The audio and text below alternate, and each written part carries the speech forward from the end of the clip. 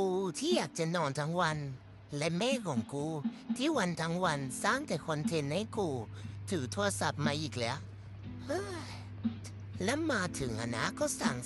งให้นั่งทำท่าแบบนั้นนะทำหน้าแบบนี้นะทำหน้าตาน่ารักนะแล้วกูต้องทำหน้ายังไงเหรอหน้าตาน่ารักนี่มันเป็นยังไงอะแม่ไม่ดูหน้าเลยว่ากูชอบหรือไม่ชอบแม่ไม่เคยนึกถึงความรู้สึกกูสักนิด ว่ากูเบื่อแค่ไหนที่ต้องทำอะไรแบบเนี้ยยื่นมือมาให้กูก็นึกว่าเอาขนมมาให้กินที่แท้ก็ไม่มีอะไรสักอย่างกูไม่เล่นกับแม่แล้ว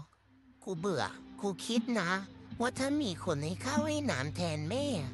กูจะสวมแม่ให้นิ้วขาดไปเลยโทษฐานในชอบบังคับกูให้ทำนั่นทำนี่